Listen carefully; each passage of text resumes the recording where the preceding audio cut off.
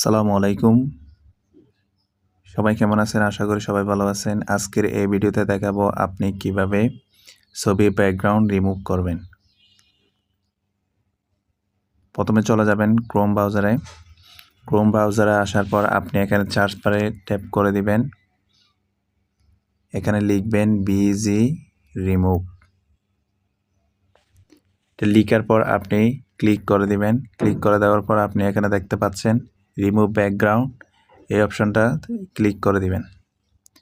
এই অপশনটাতে ক্লিক করার পর আপনি এখানে দেখতে পাচ্ছেন আপলোড ইমেজ।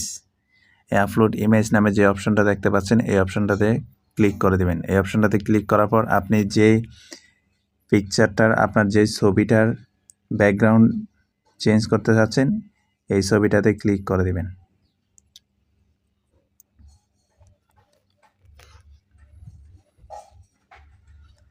এই ছবিটাতে ক্লিক করে দেওয়ার পর দেখতে পাচ্ছেন আমার এখানে ব্যাকগ্রাউন্ড রিমুভ হয়ে গেছে। তো আপনি যদি চান এটাতে ব্যাকগ্রাউন্ড দিবেন আপনার মনের মতো, তাহলে আপনি এখানে প্লাস ব্যাকগ্রাউন্ড যে অপশনটা দেখতে পাচ্ছেন এটাতে ক্লিক করে দিবেন। এটাতে ক্লিক করে দেওয়ার পর আপনি এখান থেকে যে কোনো একটা ব্যাকগ্রাউন্ড সিলেক্ট করে দিবেন, দেখবেন এটা অটোমেটিক্যালি বসে যাবে।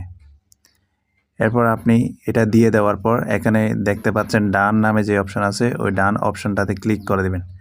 ডান অপশনটাতে ক্লিক করে দেওয়ার পর আপনি এই ছবিটাকে কিভাবে ডাউনলোড করবেন, তো আপনার হাতের বাম পাশে এখানে ডাউনলোড যে অপশনটা দেখতে পাচ্ছেন এই অপশনটাতে ক্লিক করে দিবেন।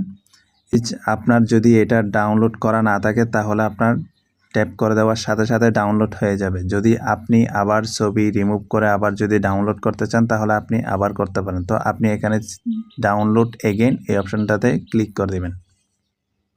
আমার এখানে এটা আমি একবার ডাউনলোড করছি বিধায় তাই আমার এখানে ডাউনলোড এগেইন লেখাটা আসছে।